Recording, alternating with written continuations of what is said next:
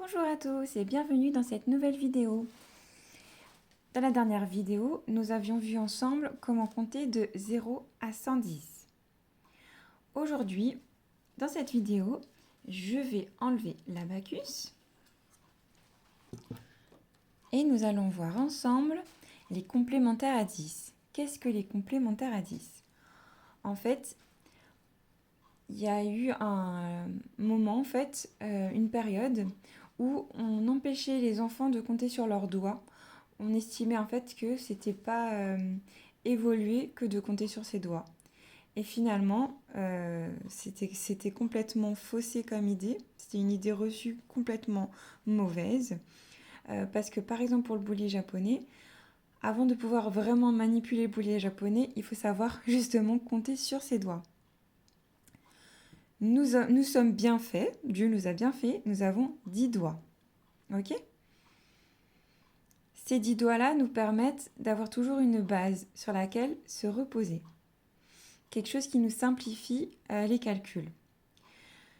Et quelque chose qui nous aidera beaucoup concernant l'abacus. Pour manipuler l'abacus, parfois pour passer d'une unité à une dizaine, quand par exemple on a 9 plus 1. Je ne peux pas faire plus 1 parce que plus 1 c'est encore une unité, mais je n'ai plus de perles dans la colonne des unités. Comment vais-je bien faire? Je ne peux pas rajouter 1, mais je sais que 10 moins 1 égale 9. Donc je rajoute 10 et j'enlève 9. Résultat, 9 plus 1 égale 10. Bon, c'est un calcul assez débutant, mais c'est juste en fait pour que vous puissiez réellement comprendre l'intérêt des complémentaires à 10. Complémentaire à 10, qu'est-ce que ça signifie donc? Qu'est-ce qu'il faut savoir d'un complémentaire à 10? Le but, c'est de savoir calculer très rapidement toutes les additions et soustractions de 0 à 10. Par exemple, il faut savoir par cœur que 10 moins 1 égale 9, 10 moins 2 égale 8, 10 moins 3 égale 7, 10 moins 4 égale 6 et 10 moins 5 égale 5. Et complémentaire, qu'est-ce que ça signifie? On sait que 10 moins 1 égale 9, donc 10 moins 9 égale 1. 10 moins 2 égale 8, donc 10 moins 8 égale 2. 10 moins 3 égale 7, donc 10 moins 7 égale 3. C'est ça la complémentaire, ça se complète. D'accord? Pour former mes deux mains, pour former le 10, j'ai besoin de mes deux mains. 5 et 5 sont complémentaires et forment 10.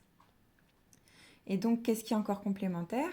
C'est 1 et 9, 2 et 8, 3 et 7, 4 et 6, et 5 et 5. Ok? Et en fait, il faut aller très vite. Il faut s'entraîner pas mal à ce jeu-là. Régulièrement, en fait, je surprends ma fille ou ma petite sœur en leur disant 10 moins 4. Et tout de suite, elles savent. 4 doigts, j'enlève 4 doigts, c'est 6. 10 moins 3, c'est 7. 10 moins 2, c'est 8. 10 moins 1, c'est 9. 10 moins 9, c'est 1.